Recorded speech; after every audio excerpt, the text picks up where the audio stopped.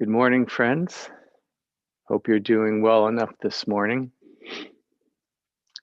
Last week, we did a nice little exploration of dukkha, the three different kinds, and also looked at the difference between dukkha as a common characteristic and dukkha as a noble truth. The difference being mostly dukkha just as it is doesn't entail suffering, but you add craving to the mixture, and of course, you get suffering. And then I mentioned that the Buddha had something to say about what we're to do with dukkha. In fact, he had something to say about what we're to do with each noble truth. The first one, dukkha, is to be experienced. And just to say the second, craving, is to be abandoned. The third, nibbana, or enlightenment, awakening, is to be realized. And the fourth, the Noble Eightfold Path, is to be cultivated. So dukkha is to be experienced. It's to be touched, known, become intimate with, etc. And when this happens, or to the degree that it happens, then the natural, without effort really, the natural outcome of that is compassion, which we were going to be exploring this week.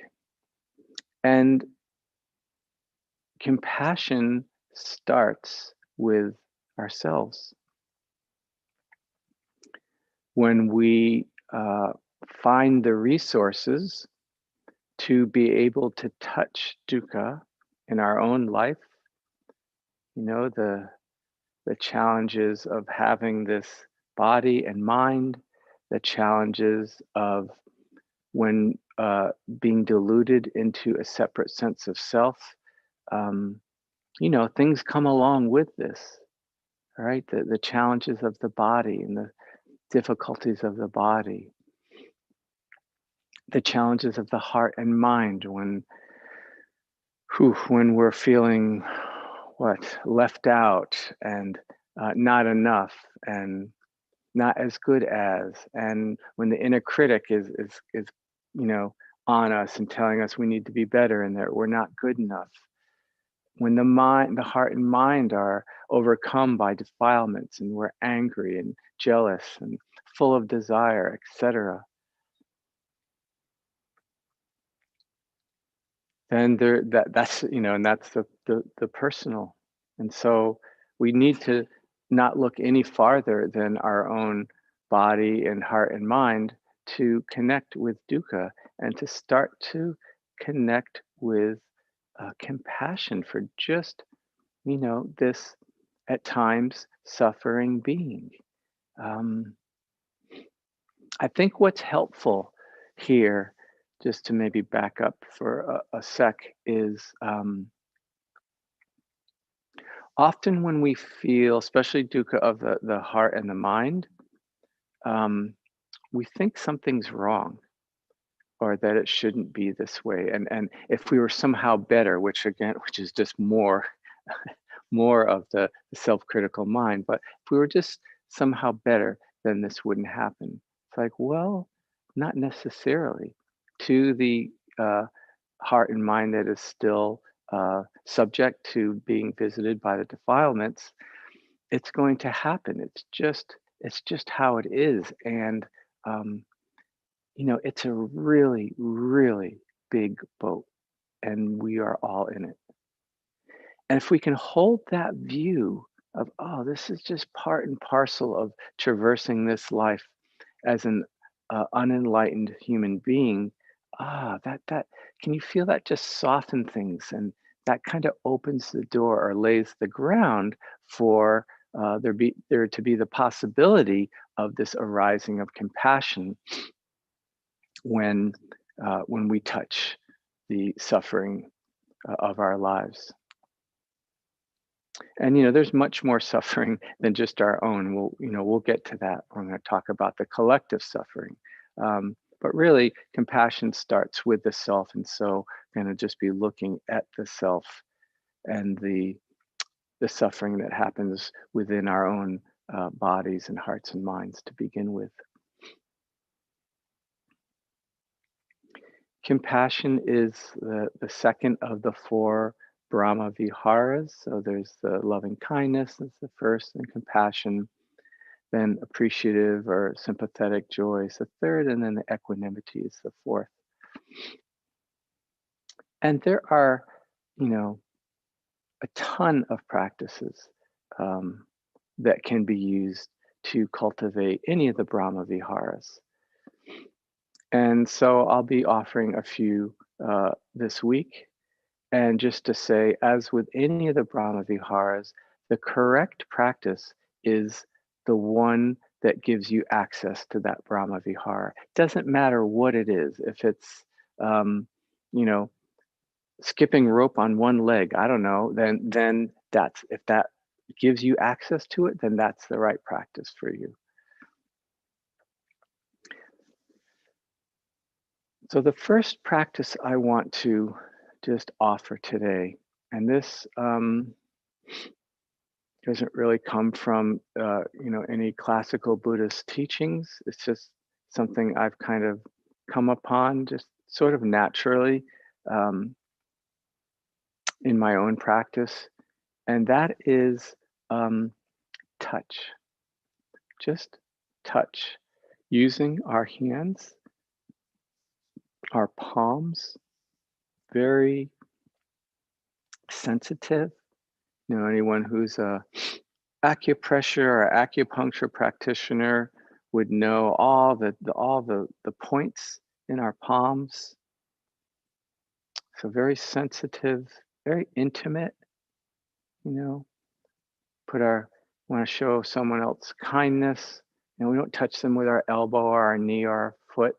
We put our hand on their shoulder and put the palm on it. It's like it's a place in the body that can really express tenderness. And often you'll hear, say, in the loving kindness practice, as a way to connect with the heart, as we're doing the practice, sometimes you'll hear, put one wherever you think your heart center is. I'll use here, but it could be anywhere. It could be here. To put one or maybe both hands on the heart center to help connect with it. Why? Because this place is very sensitive. So that right there, sometimes then so there's connecting with the heart, maybe just with the loving kindness practice, but then with the compassion practice, that's what I'll do, is put a second hand up, and then it's almost, if I could turn sideways, I would, but it's too much. But leaning forward just slightly, just 1 degree forward from vertical, and then the slightly pushing in to hold yourself up with your hands. So you have this sense of being held, almost like there might be someone behind you hugging you, and they're holding you with their arms. So you can get that sense and offer that to yourselves. Just leaning in. And then like, oh, that feels kind of nice. And then at some point, I just started to experiment. Oh, what's it like to put a hand on different parts of the body? Which hand? Which part? And if you do this, you can be, really embodied, sensitive. You can move your hand around your body, legs perhaps. You just move your hand around, and at some point, often, you'll get to a place that feels just like there's loveliness, like it wants to be touched. And you'll know it. It's like, oh, that right there. And then let's just say it's here so you can see it. And maybe it's just there, or maybe it's here. So say, and then you use that actually is a compassion practice. It's, oh, this body, this being that can that can suffer so much, just touching with a gentle, loving touch, offering that to oneself. Really lovely way to practice compassion. And as I mentioned some number of months ago when we spent some time with a loving kindness practice, these somatic practices can also be done as we're doing other forms of compassion practice, say, using the phrases. Yeah, so they're a really nice foundation, and also can just be just on their own, just and just holding, touching, this caring that comes through our palms, from ourselves to ourselves.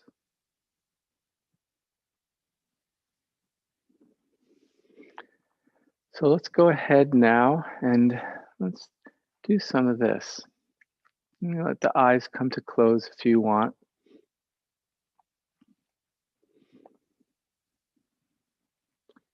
And I find it helpful to begin with this reflection. So you could say the sort of the view is correct.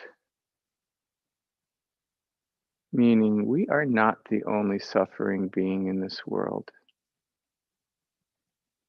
And until our hearts and minds, are fully freed from greed, hatred, and delusion, there is going to be times of suffering. And that's true for every, could say living being, but let's just say human being.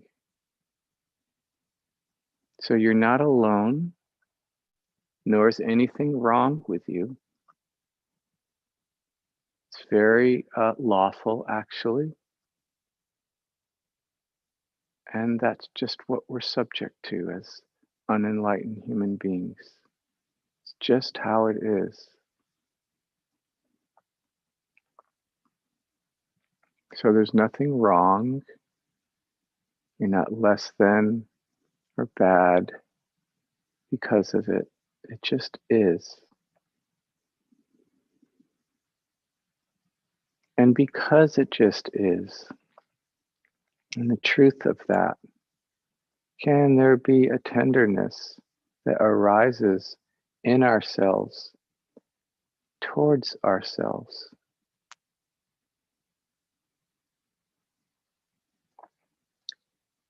And as with a loving kindness practice, sometimes, we come to do this and, the opposite can come up.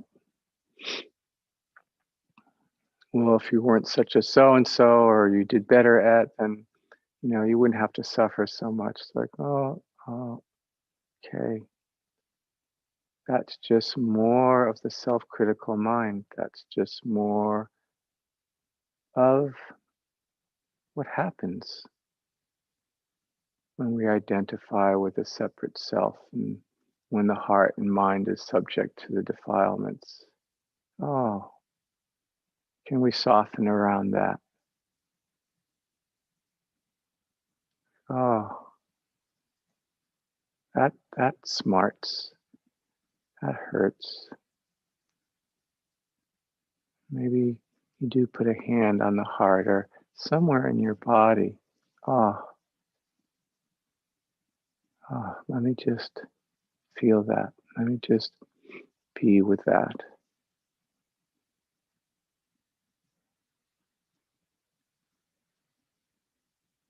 Can you use the sense of the body to keep the attention embodied and out of story, right?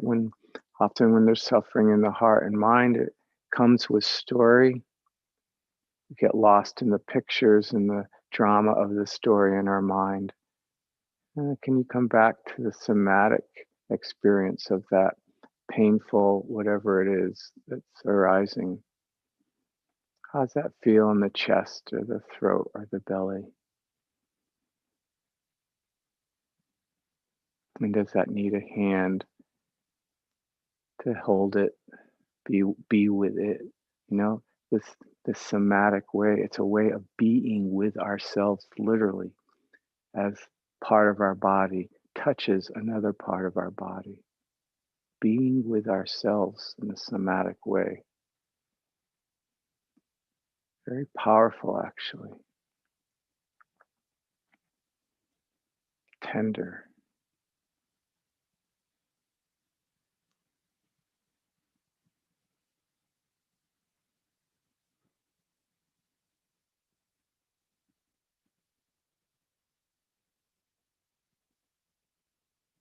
Maybe we allow the rhythm of the breath to be known. Kind of rock with that. Can you let the in and out breath gently rock your body?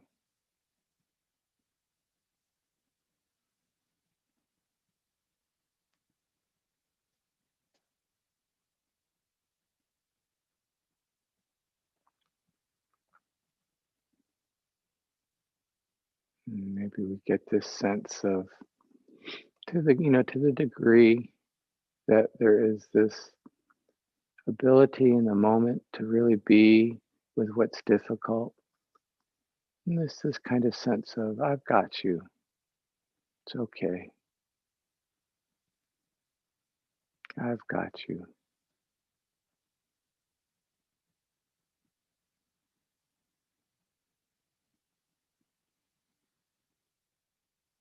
Perhaps letting that compassion be felt in the heart, tenderness, fluttering, maybe warmth.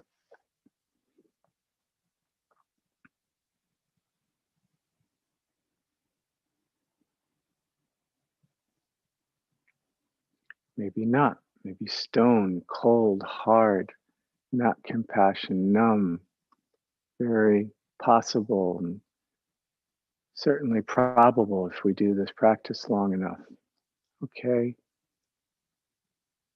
so we honor that. That's how it is right now. Can we have compassion for that it's hard, that doesn't feel good when the heart feels like a cold stone? Nope. Okay. May I one day have compassion for how this is. You can at least just make that intention.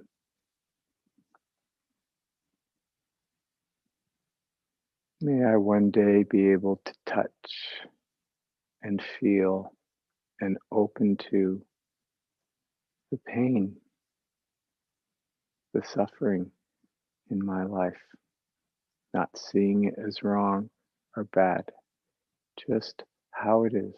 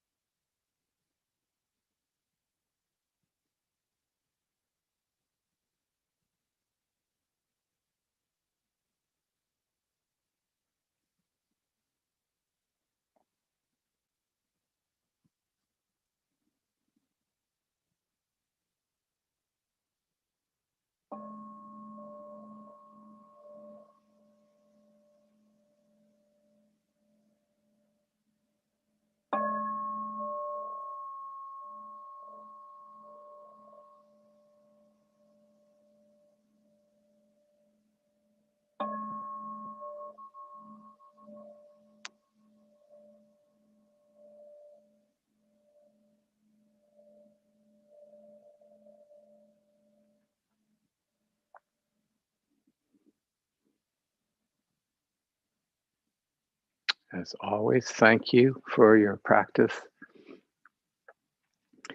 And as you go about your day, this way of practicing compassion with ourselves, of course, it's always available.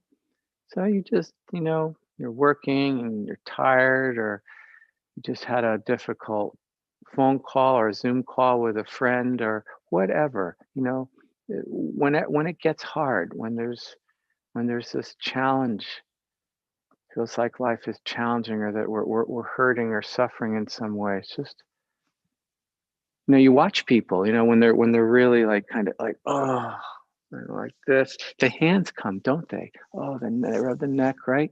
It's kind of natural for the hands to start to come towards the body for support and care. And so we just do that consciously and intentionally. And of course, bringing intentionality to anything is going to um, support and strengthen whatever that thing is that we're bringing the conscious intentionality to, in this case, a sense of kindness. So I hope you can make that available to you whenever is needed, because it's always available. And we'll continue tomorrow with exploring the compassion. Until then, I wish you well. Have a good day. Be kind to yourself if possible. And if not, you can have compassion towards yourself. Bye-bye.